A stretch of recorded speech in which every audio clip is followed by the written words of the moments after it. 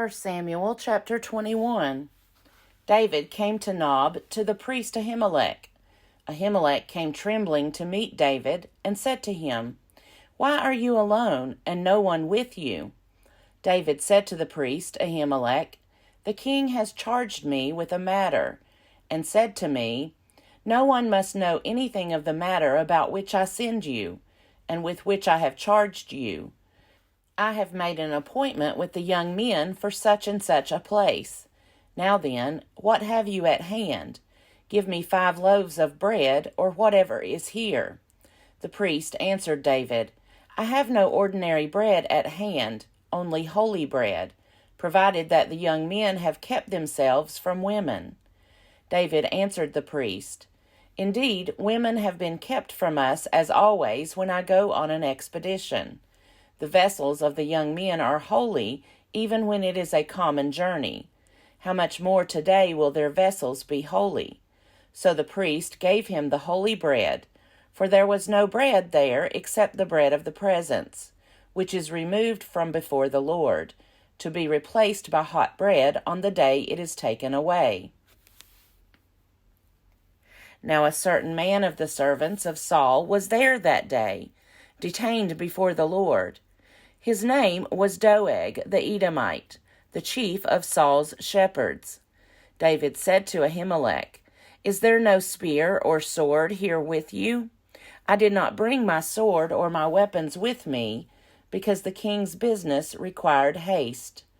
The priest said, "The sword of Goliath the Philistine, whom you killed in the valley of Elah, is here wrapped in a cloth behind the ephod. If you will take that, take it, for there is none here except that one." David said, "There is none like it. Give it to me." David rose and fled that day from Saul. He went to King Achish of Gath. The servants of Achish said to him, "Is this not David, the king of the land? Did they not sing to one another of him in dances? Saul has killed his thousands, and David his 10,000s." David took these words to heart and was very much afraid of King Achish of Gath. So he changed his behavior before them. He pretended to be mad when in their presence. He scratched marks on the doors of the gate and let his spittle run down his beard.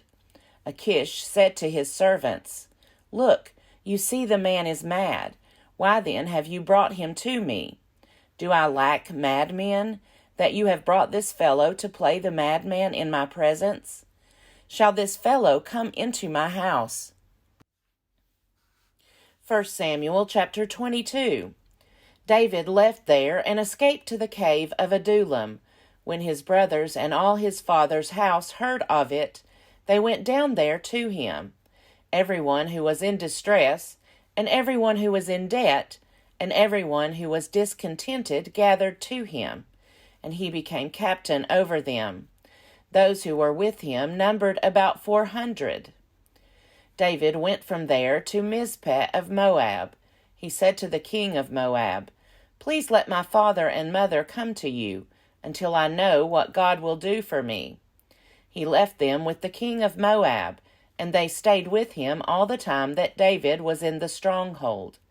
Then the prophet Gad said to David, "Do not remain in the stronghold. Leave and go into the land of Judah." So David left and went into the forest of Hereth.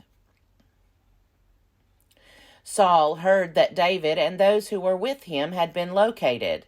Saul was sitting at Gibeah, under the tamarisk tree on the height, with his spear in his hand, and all his servants were standing around him.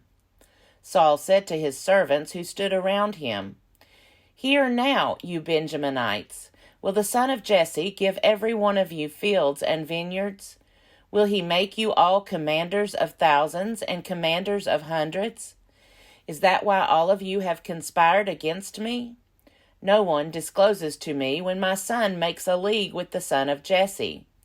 None of you is sorry for me or discloses to me that my son has stirred up my servant against me, to lie in wait, as he is doing today. Doeg the Edomite, who was in charge of Saul's servants, answered, I saw the son of Jesse coming to Nob, to Ahimelech son of Ahitub. He inquired of the Lord for him, gave him provisions, and gave him the sword of Goliath the Philistine. The king sent for the priest Ahimelech son of Ahitub, and for all his father's house, the priests who were at Nob, and all of them came to the king. Saul said, Listen now, son of Ahitub. He answered, Here I am, my lord. Saul said to him, Why have you conspired against me, you and the son of Jesse, by giving him bread and a sword, and by inquiring of God for him, so that he has risen against me to lie in wait, as he is doing today? Then Ahimelech answered the king, Who among all your servants is so faithful as David? He is the king's son-in-law, and is quick to do your bidding, and is honored in your house. Is today the first time that I have inquired of God for him? By no means. Do not let the king impute anything to his servant or to any member of my father's house. For your servant has known nothing of all this, much or little. The king said, You shall surely die, Ahimelech, you and all your father's house. The king said to the guard who stood around him, Turn and kill the priests of the Lord, because their hand also is with David. They knew that he fled, and did not disclose it to me. But the servants of the king would not raise their hand to attack the priests of the Lord. Then the king said to Doeg, You, Doeg, turn and attack the priests. Doeg the Edomite turned and attacked the priests. On that day he killed 85 who wore the linen ephod. Nob, the city of the priests, he put to the sword, men and women, children and infants, oxen, donkeys, and sheep he put to the sword. But one of the sons of Ahimelech son of Ahitub, named Abiathar, escaped and fled after David. Abiathar told David that Saul had killed the priests of the Lord. David said to Abiathar, I knew on that day, when Doeg the Edomite was there, that he would surely tell Saul, I am responsible for the lives of all your father's house. Stay with me, and do not be afraid, for the one who seeks my life seeks your life. You will be safe with me. 1 Samuel chapter 23.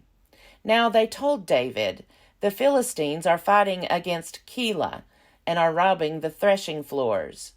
David inquired of the Lord, Shall I go and attack these Philistines? The Lord said to David, Go and attack the Philistines and save Keilah. But David's men said to him, Look, we are afraid here in Judah. How much more then if we go to Keilah against the armies of the Philistines? Then David inquired of the Lord again. The Lord answered him, Yes, go down to Keilah, for I will give the Philistines into your hand. So David and his men went to Keilah, fought with the Philistines, brought away their livestock, and dealt them a heavy defeat. Thus David rescued the inhabitants of Keilah. When Abiathar, son of Ahimelech, fled to David at Keilah, he came down with an ephod in his hand. Now it was told Saul that David had come to Keilah, and Saul said, God has given him into my hand, for he has shut himself in by entering a town that has gates and bars. Saul summoned all the people to war, to go down to Keilah, to besiege David and his men. When David learned that Saul was plotting evil against him, he said to the priest Abiathar, Bring the ephod here. David said, O Lord, the God of Israel, your servant has heard that Saul seeks to come to Keilah to destroy the city on my account. And now will Saul come down as your servant has heard. O Lord, the God of Israel, I beseech you, tell your servant. The Lord said, He will come down. Then David said, Will the men of Keilah surrender me and my men into the hand of Saul? The Lord said, they will surrender you." Then David and his men, who were about 600, set out and left Keilah. They wandered wherever they could go. When Saul was told that David had escaped from Keilah, he gave up the expedition. David remained in the strongholds in the wilderness, in the hill country of the wilderness of Ziph. Saul sought him every day, but the Lord did not give him into his hand. David was in the wilderness of Ziph at Horesh when he learned that Saul had come out to seek his life. Saul's son Jonathan set out and came to David at Horesh. There he strengthened his hand through the Lord. He said to him, "Do not be afraid, for the hand of my father Saul shall not find you. You shall be king over Israel, and I shall be second to you. My father Saul also knows that this is so." Then the two of them made a covenant before the Lord. David remained at Horesh, and Jonathan went home. Then some Ziphites went up to Saul at Gibeah and said, "David is hiding among us in the strongholds of Horesh, on the hill of Hachilah, which is south of Jeshimon. Now, O king, whenever you wish to come down, do so, and our part will be to surrender him into the king's hand." Saul said, "May you be blessed by the Lord for showing me compassion. Go and make sure once more, find out exactly where he is and who has seen him there, for I am told that he is very cunning. Look around and learn all the hiding places where he lurks, and come back to me with sure information. Then I will go with you, and if he is in the land, I will search him out among all the thousands of Judah." So they set out and went to Ziph ahead of Saul.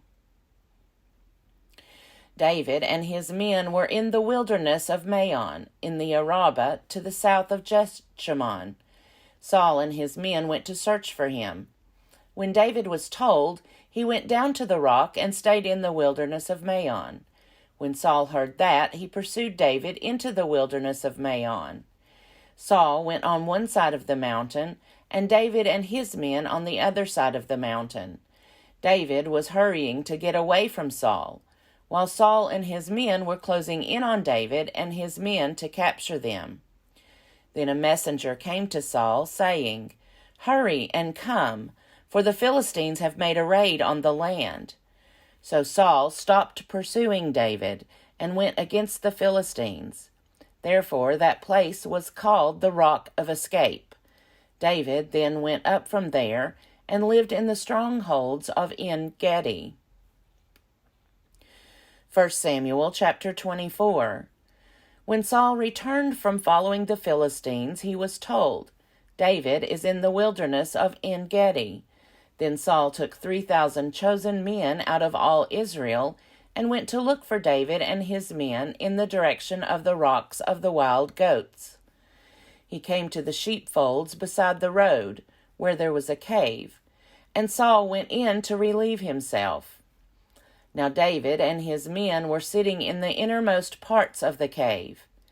The men of David said to him, "Here is the day of which the Lord said to you, I will give your enemy into your hand, and you shall do to him as it seems good to you." Then David went and stealthily cut off a corner of Saul's cloak. Afterward David was stricken to the heart, because he had cut off a corner of Saul's cloak.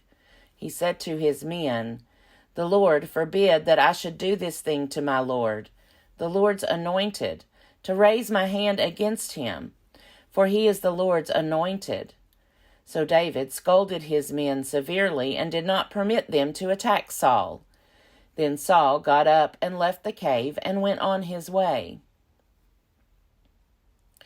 Afterwards David also rose up and went out of the cave and called after Saul, "My lord the king!" When Saul looked behind him, David bowed with his face to the ground and did obeisance. David said to Saul, "Why do you listen to the words of those who say, 'David seeks to do you harm'? This very day your eyes have seen how the Lord gave you into my hand in the cave, and some urged me to kill you, but I spared you. I said, I will not raise my hand against my Lord, for he is the Lord's anointed. See, my father, see the corner of your cloak in my hand. For by the fact that I cut off the corner of your cloak and did not kill you, you may know for certain that there is no wrong or treason in my hands. I have not sinned against you, though you are hunting me to take my life. May the Lord judge between me and you. May the Lord avenge me on you, but my hand shall not be against you. As the ancient proverb says, out of the wicked comes forth wickedness, but my hand shall not be against you. Against whom has the king of Israel come out? Whom do you pursue? A dead dog? A single flea?